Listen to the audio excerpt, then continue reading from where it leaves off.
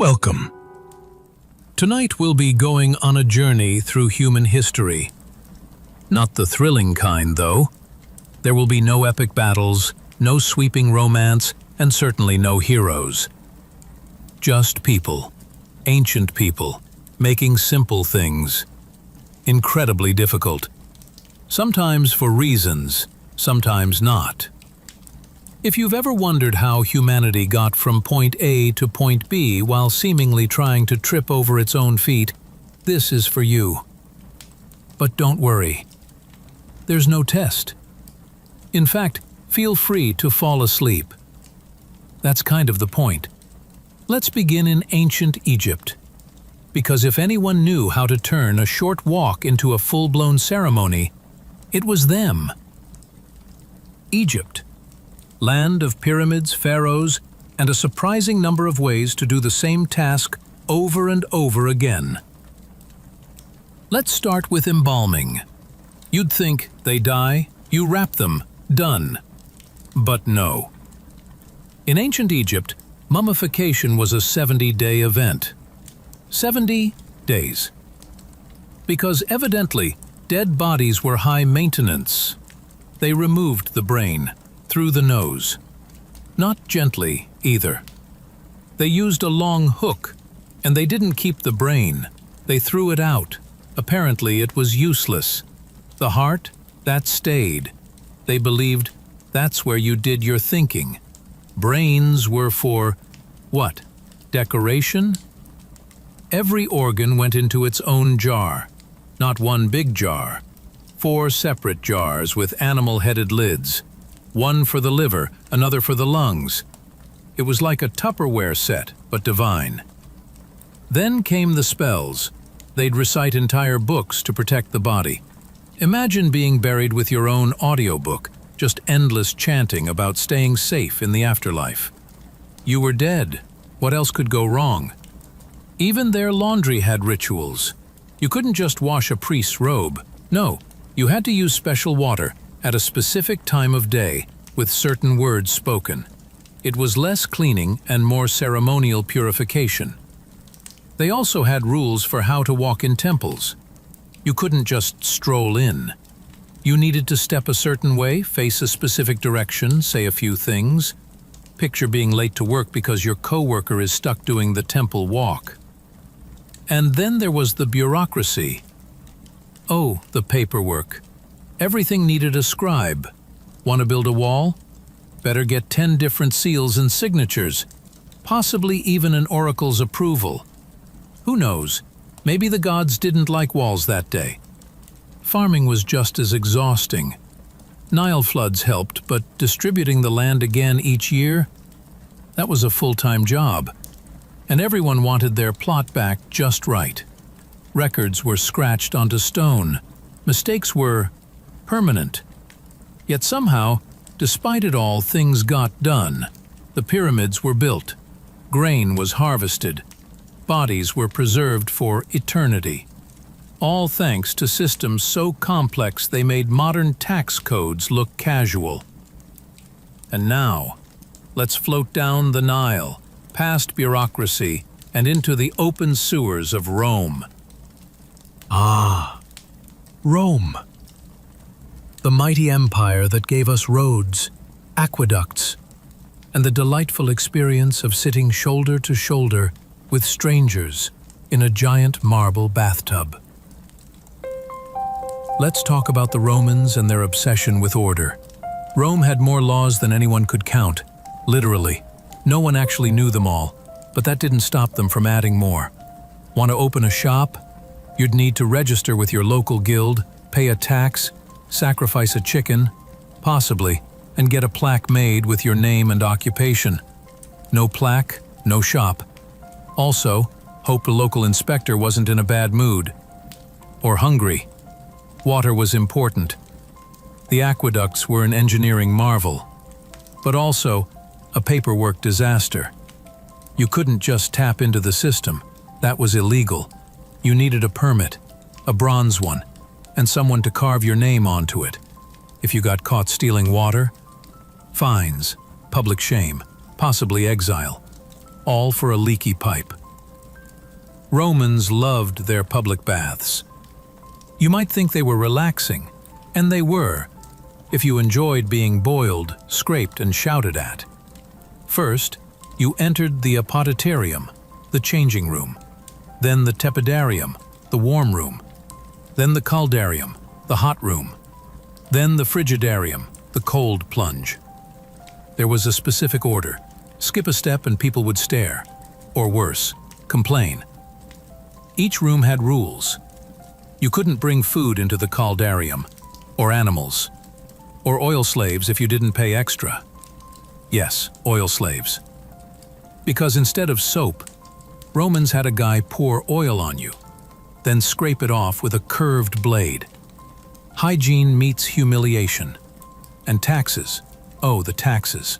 There was a tax for doors, a tax for windows, a tax if your slave wore something too fancy, a tax if you had more than one cook, a tax for dying.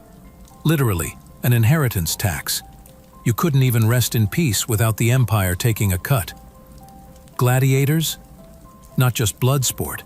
It was also paperwork, permits, seating charts, ticket fees, contracts with animal suppliers. Want a lion? Fill out Form LXVB in triplicate. Pray it arrives on time. Roman dinners were ceremonies of social torture. You had to recline in a certain way, eat with the correct hand, compliment the host's lamp collection, and pretend to enjoy fermented fish sauce, all while a guy played the flute beside your ear. And don't even ask about voting. Citizens were herded into giant outdoor pens, sorted by wealth, then told to shout their choice while standing in line for hours. Democracy, but make it exhausting. Rome conquered half the known world, but couldn't make a bathroom break simple. Next, we'll head east, to the vast exam rooms and scroll-filled nightmares of Imperial China. China's imperial civil service system was supposed to find the best and brightest. Instead, it mostly found who had the most free time and access to ink. The exams were legendary, not for their difficulty, though they were hard, but for their sheer length and absurdity. The highest level exam, the Jinshi, could take 3 days. Straight, inside a locked room, with only a writing board, food rations, and a bucket. Yes, that kind of bucket. What did you have to know? Everything. Confucian classics, poetry, administration, the weather, sort of, military theory, etiquette, metaphors. Also, how to write in the most beautiful stylized calligraphy. If your characters weren't aesthetically pleasing, you failed. Even if your ideas were great, style mattered more than substance, kind of like Instagram, but 1,000 years earlier. You also had to memorize large volumes, word for word. Misquote Confucius, might as well insult the emperor's hat. You were done. Some spent decades preparing for these exams. Fathers, grandfathers, and sons, all stuck in the same endless loop of cramming and copying. Some never passed, but at least they looked scholarly while failing. And if you did pass, congratulations. Now you were eligible to apply. You still might not get the job, but you could finally say you had a shot. Even punishments had paperwork. If a local official sentenced someone, it had to be reported, reviewed, signed off, and ceremonially re-stamped. More than once, possibly while bowing. The Chinese also had incredibly detailed etiquette. You bowed a certain way depending on your rank, the time of day, and what kind of tea was on the table. Bow too low? You looked desperate. Bow too high? You were arrogant. The safe choice? Just stay bowed. Forever. Their city plans were symmetrical. Every road, every building, aligned with cosmic principles. Want to build a shed? Better consult a geomancer first. If the stars said no, no shed. Even punishments were elaborate. Some involved long-winded formal declarations before anything actually happened. Imagine someone reading a scroll about your crime for 40 minutes before they slapped your wrist. And don't forget about names. Naming a child required selecting characters that were meaningful but not offensive to any past emperors. Accidentally naming your son something similar to Glorious Jade of the Second Dynasty, that could cause problems. China survived thousands of years with a bureaucracy so rigid it practically fossilized in place. But it worked. Mostly, as long as everyone had good ink. Ah, the Middle Ages. A time of castles, crusades, and chronic discomfort. If you think modern life is hard, try doing anything while wearing 40 pounds of wool and not knowing how soap works. Let's start with the feudal system. A glorious pyramid scheme where everyone owed someone else something. You weren't just a farmer. You were a serf, legally tied to the land. You couldn't move, you couldn't quit, and you definitely couldn't start a podcast. You gave a portion of your harvest to your lord, then more to the church, then maybe something for taxes. By the time you were done, you were left with a turnip and a strong sense of spiritual obligation. Speaking of the church, it ran everything. Want to get married? The church. Want to divorce? No, you don't. Want to name your baby? Better check the saint calendar. Born on March 18th. Congratulations, it's St. Cyril's Day. Your child is now Cyril. Medieval justice was inconsistent. Some trials involved dunking people in water to see if they floated. If you floated, you were guilty, because obviously water wouldn't touch a witch. If you sank, you were innocent, but also probably dead. Either way, problem solved. There were laws about bread. You couldn't just bake freely. Bakers had to follow the assize of bread, an actual law dictating the weight and price of loaves. And if you got it wrong, public shaming, possibly stocks, definitely no sourdough freedom. Cities weren't much better. Streets were narrow, muddy, and served double duty as open sewers. People dumped chamber pots out windows with a quick shout of "Garde l'eau," roughly, "Look out for the poop." Miss the warning and, well, good luck to your tunic. Towns had curfews, tolls to enter, and rules about where you could sell cabbages. Selling them on the wrong corner could get you fined, or excommunicated, or both. And then there were the guilds. Want to make shoes? Join the Shoemakers Guild. Want to sell them? Different guild. Want to sell them outside town? Absolutely not. That's bootleg shoemaking, and you'd be lucky to escape with your laces. Knights? They looked cool, but their lives were mostly mud, training, and terrible armor chafing. Tournaments were brutal, more concussion than competition. And if you died, at least it was honorable. Unless you fell off your horse before the joust, then it was just awkward. The Crusades were sold as spiritual journeys, but half the time it was confused directions, bad maps, and dying of dysentery in someone else's field. Not exactly divine. Also, leeches, the go-to cure for everything. Headache? Leeches. Gout? Leeches. Emotional turmoil? Probably leeches. Medical knowledge was based on balancing humors. Too much phlegm? Bleed. Too much bile? Bleed again. Still sick? Guess what? More leeches.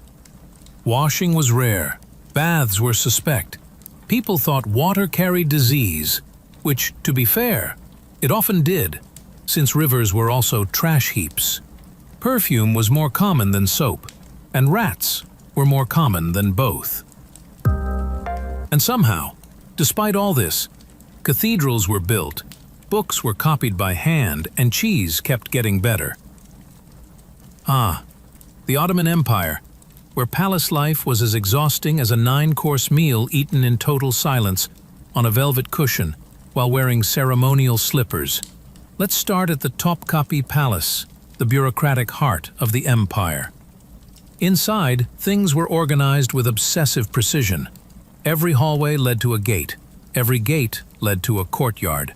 Every courtyard had its own rules. And beyond that, more rules. Want to meet the Sultan? Good luck. First, you waited, in silence. Always silence. Whispering wasn't allowed. Breathing loudly, risky. The Sultan didn't do casual drop-ins. Meetings were formal, rare, and extremely quiet. You might spend 3 days preparing a sentence you'd only whisper once. The bureaucracy? A labyrinth. Hundreds of scribes copied everything. Twice. One copy for the archive, one for the backup archive. And you couldn't use just any ink. Certain decrees required imperial ink, made with ingredients so rare no one remembers what was in it. Only that it was expensive, black, and incredibly slow to dry. Then there were the eunuchs. Silent, ever-present, dressed in layers of black and white silk. Their job, everything. Managing the harem, guarding doors, keeping secrets. You didn't speak to them. They appeared, like ghosts, with schedules. Inside the harem, despite the reputation, it was mostly chores, reading, and embroidery. Lots of embroidery. Women were ranked in layers, from concubines to favorites to the Sultan's mother. Each had duties, each had rivals, and the highest prize? Maybe, being chosen to bear a child. After years of needlework and perfect posture, feasts were frequent, but not casual. Every dish was symbolic. Every guest had a designated spoon. You sat in silence until the Sultan tasted his meal. Only then could the rest eat. If he frowned, no one else touched their food. Even sleep was ceremonial. The Sultan had a designated sleeping chamber, but he didn't always use it. Why? Security. He rotated beds, sometimes nightly. There were decoy beds. Yes, decoy beds, guarded by decoy guards in case of decoy assassins.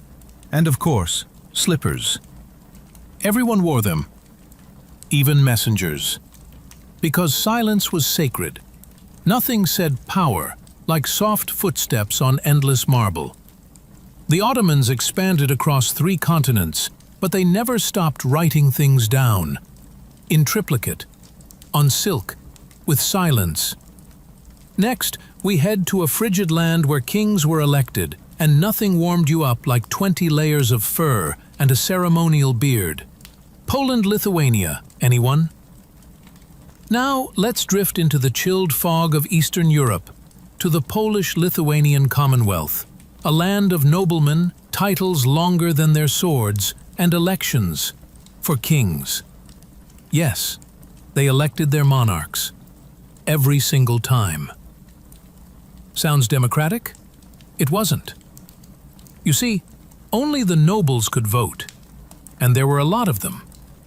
Tens of thousands, all arriving with banners, horses, and opinions. The process could take weeks. And the debates? Less debate, more shouting, banquets, and possibly duels. Because nothing says healthy politics like swordplay over succession. And once a king was chosen, he didn't just rule. He signed a document, the Henrician Articles, where he promised to obey the law, consult the nobles, and basically not do anything without asking first. Absolute monarchy?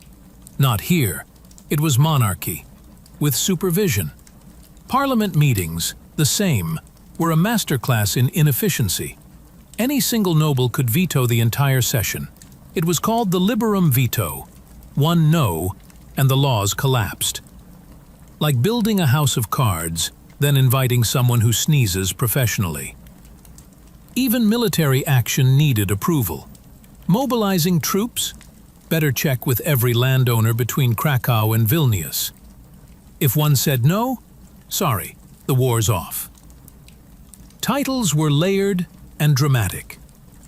A minor noble might be the cupbearer of Lublin or the deputy banner holder of somewhere you've never heard of. Did these jobs matter? Not really, but they sounded impressive and came with hats. Always hats. Religion added more layers. The Commonwealth was tolerant, which meant they had many churches, each with its own holidays, fasts, and ceremonial rules. The calendar was more crowded than a tavern on snow day. Want to get married? First check which church, whose calendar, and which saint approved of Thursdays.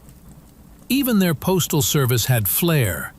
Messages traveled on horseback, sealed with wax, ribboned, and sometimes perfumed. Delays were expected, so were rewrites. A noble might send 6 drafts of the same letter just to get the tone right. Justice was ornamental. Court proceedings required robes, oaths, witnesses, and sometimes poetry. If you brought your own scribe? Even better, bonus points for arriving with a dramatic scroll and a trumpet player.